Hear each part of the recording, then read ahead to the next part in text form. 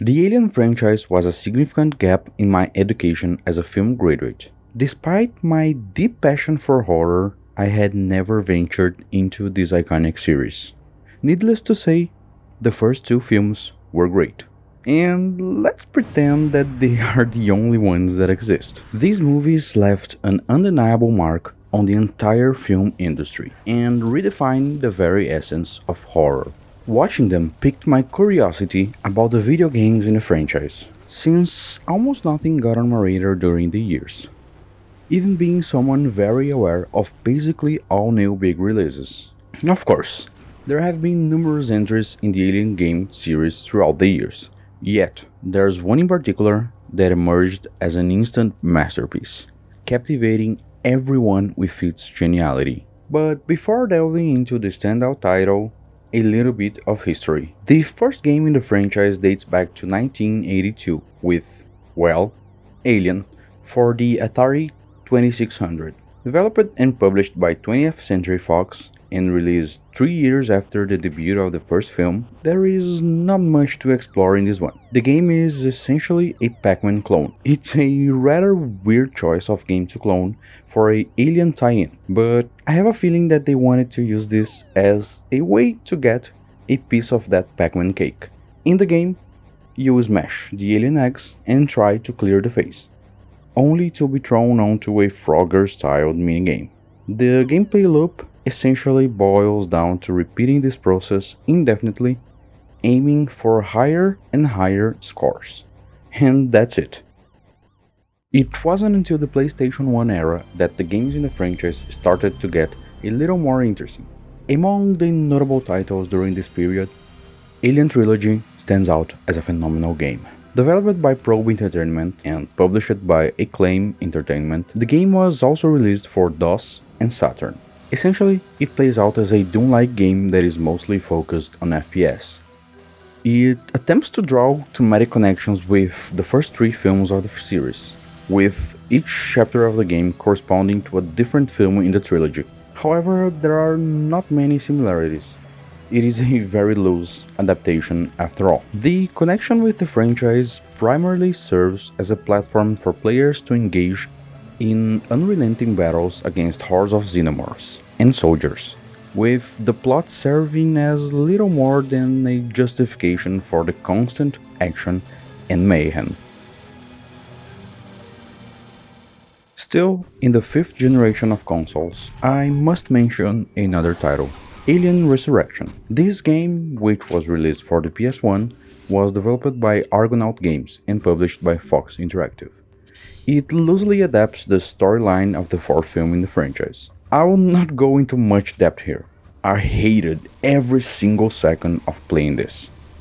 The game had a tumultuous development history, marked by cancellations and complete project restarts, resulting in a game that was, in many aspects, a chaotic mess.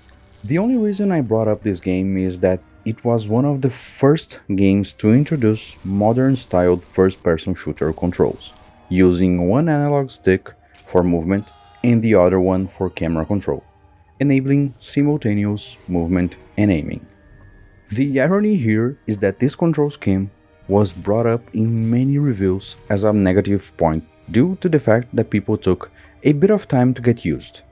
I guess that we can all agree that those reviews did not age well, right?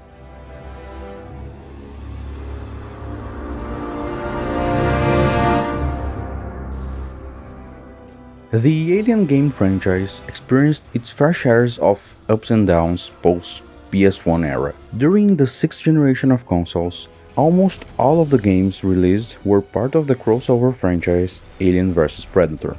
It wasn't until the seventh generation that the franchise made a resurgence, with two titles, but mostly with the main reason for this video, the noteworthy Alien Isolation.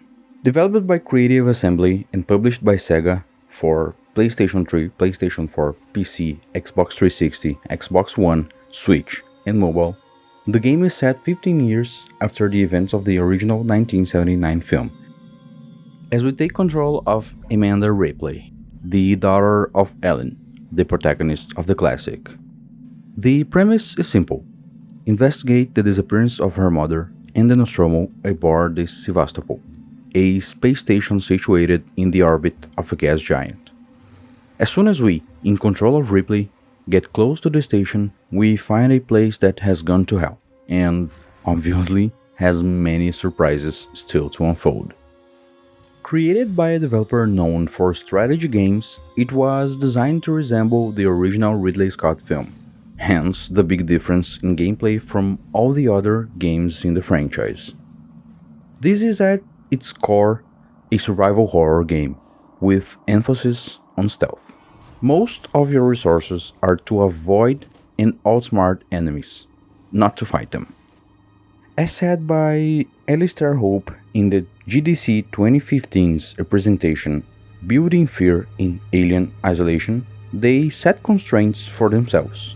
No inspiration from anything that was released after the first film, due to wanting to get to the same creative conclusions as the ones from the classic. They had access to 3 terabytes of original production material provided by Fox, props, photography, concept art, set designs, videos, and many other things to make this as perfect as possible. The game initially was developed in third person, but in a late stage they changed it to first person for a better feeling of immersion, since it made you not use your instincts that much. Also, according to the developers, it was less direct. The xenomorph would be hunting the character, not the player itself. Alien Isolation is a visual masterpiece. The tone and mood are perfect. Did you ever want to be inside of a film or universe you loved? That's it. Every single aspect of this is immaculate. The level of detail is almost frightening. When you see stuff that appears in the films, is almost mind-blowing. The med base, the corridors, the computers, doors, and a lot more. Sevastopol is a masterclass in environmental design, with its intricate interiors, dark corridors, flickering lights, grimy surface, cluttered hallways, and surely the perfect recreation of the retro-futuristic style of the film. The station excels in creating a tense and claustrophobic atmosphere of constant dread, even when you are in bigger parts of the station. This is the type of game in which every location you point your camera would be worth a screenshot. Another department where the source material made a big difference is music and sound design. While the visual aspects of a video game certainly set the stage, it is often the auditory elements that truly immerse you. This game is a perfect example of the power of sound, music, and sound design. All of these departments are excellent. The sirens, computers, creaks, and I still can hear the sound of the save point in my sleep.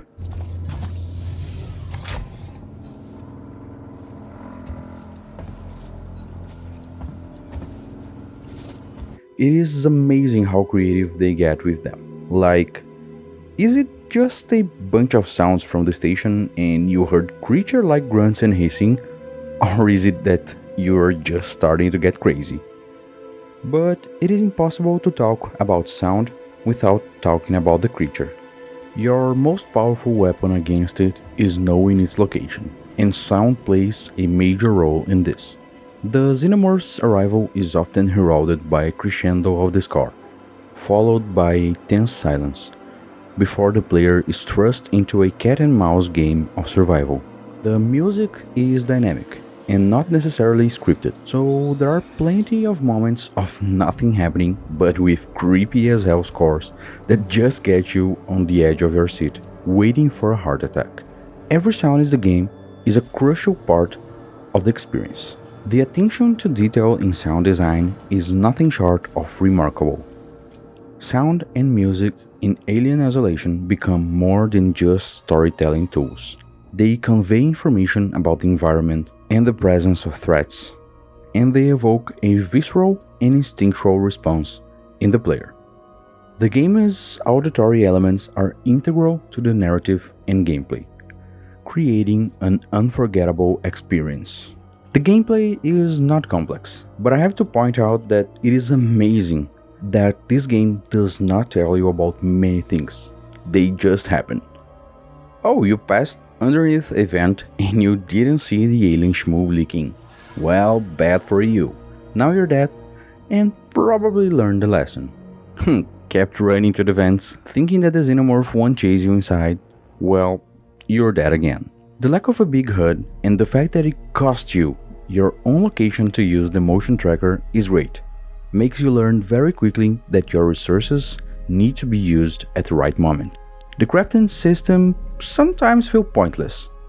I played the game on hard, never ran out of any resources, and always had all the equipment almost maxed out. The objectives in the game range from activating computers, collecting certain items, or reaching specific areas in the Sevastopol. That surely does not sound like much fun, but try to do that while humans, robots, and a more than 2-meter tall predator hunt you.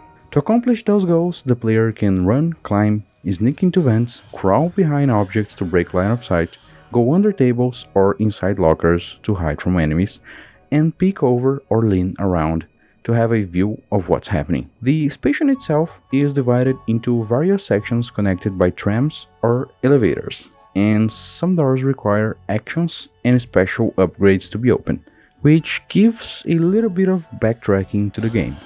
And we have a bunch of computers spread throughout the station, which gives us a good insight of the story and a little bit of explanation of what happened before our arrival. The game is practically 100% linear, with only secondary objectives or a bit of resource hunting that could deviate from your path. With all those things, a map helps the player navigate the areas, but the sections only appear if you have been to a room or if you find a place that completes the map for you. I think that the most talked about aspect of gameplay choice is the save stations. In the game, you will need to find a terminal to insert Amanda's access card and wait a few precious seconds to be prompted for a save. The terminal itself has a cooldown mechanism, so you can't abuse it with many saves after every little progress. The bold choice here is that you are not safe while saving. If enemies are around, you'll be warned, and if they are very close, they can hear you. There are just a few moments with autosaves, normally after big cutscenes, and if Amanda dies, you have to restart from the last save point. This type of choice makes even the most common feature in gaming nowadays, a simple save, to be a nerve-wracking experience that just increases even more the tension that the game already has. It is impossible to talk about tension without talking about the geniality of the xenomorph. The attention to detail, his grotesque appearance, movements, sounds, and behaviors are both horrifying and fascinating. His visual representation adds a layer of terror to the game, leaving the player constantly on edge, wondering when it might strike.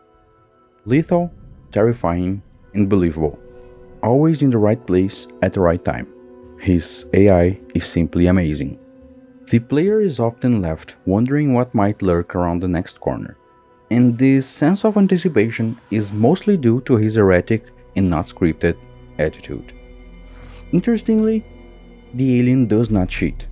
It uses a really complex system with various layers of controllers to hint him in the right direction to find you, but in the end, you are the main reason that he can appear. If you make loud noises like gunshots, he will surely not hesitate to crawl from the closest vent, but that can always be used to your advantage.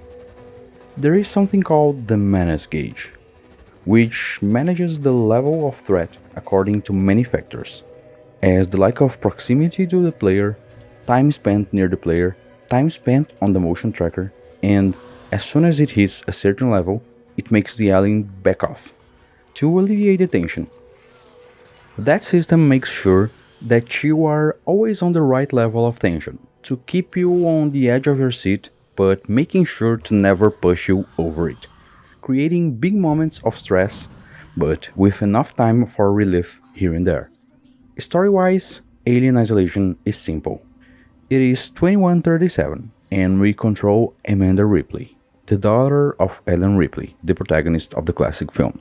She learned that the flight recorder of her mother's ship was located, and she was given the opportunity to investigate it in search for closure. As she accepts it, we go into the direction of the Sevastopol, a station orbiting KG 348, a gas giant in the Zeta Reticuli star system. While attempting to spacewalk into the station, their EVA line is severed by debris from an explosion, and that separates Ripley from her colleagues. That sets in motion our exploration inside Sevastopol until we find a deadly alien creature lurking around that caused complete mayhem. After that, the game sums up to a cat and mouse type of scenario with the main goal of escaping this station. There are a lot more details in the story, and a lot more happens, obviously. To sum up, I feel like the setup is good. Nothing really bothered me story and plot wise. Amanda is a great character, and it is good to see her perspective on what she had to deal with in the search of her mother. A lot of people comment about the lengthy game, which in some places actually does extend too much. For me, I would say that the robot section of the game extends itself way more than it should. Mostly the Galleria and Mall section, which also makes the location confusing, as you don't have a clear indication of what doors can open or not. Something that does not happen on the normal situations of the game. And that, with the addition of the random actions of the humans and the AI, makes it a little bit frustrating. I think that the most positive points here are easily the visuals and how faithful to the film it is. The sound and music, but mostly the Xenomorph AI. It is surely a game changer. A stationary, pre-programmed AI with predictable movement would make this a really worse game. To point out the negatives, I would say that the unnecessary crafting, the overextended moments, like the kind of double tutorial that we have in the beginning, the amount of time that it takes for the alien to appear, or the lengthy part of the androids in the end, are good examples. And how weird is the behavior of some armed humans when sometimes they just start attacking you even when they say that you should leave. To be honest, I was actually shocked by the fact that this game is almost 10 years old. The characters' models and the mouth sync are the main things that show age here, but even that is easily ignored as soon as we get immersed. I am a completionist player who seeks to explore as much as possible while playing, but this game is so amazing that it scared me out of my natural gaming instincts. Since very often I just skipped past through rooms or didn't even make the effort to discover how to open those doors, and all of that to avoid the risk of being spotted by the Xenomorph. Alien Isolation is a masterpiece and surely a mark in the history of horror games. Its stunning visuals, amazing atmosphere, sound design, and music work together to create one of the most immersive and terrifying games ever created. The game's fidelity to the classic film and its success in capturing the essence of the Alien universe and translating it into a highly engaging, visually astonishing experience is a testament to its geniality. Alien Isolation is not only a must-play for the fans of the franchise, even more considering that it is canon in the universe, but it is also a remarkable feature in the history of horror games and an obligation for anyone that can play this genre. Playing Alien Isolation was a blast. I loved every single second of it. The amount of tension that you have while playing is impossible to explain. No game ever did this to me. That tension together with the sounds, mechanics, and atmosphere will surely leave a mark in my brain that will be hard to forget. But for now, that's it. Thanks for watching. The end credits is a place for me to talk about the things I love the most, and it has become one of my favorite hobbies. I am very passionate about these videos, and support of any kind will be greatly appreciated. If you like the video, consider giving it a thumbs up and leaving a comment. We also have end credits on Patreon, with many tiers and rewards available if you choose to support this amazing hobby and help me buy better equipment and games for future videos. I'll see you on the next one. Bye.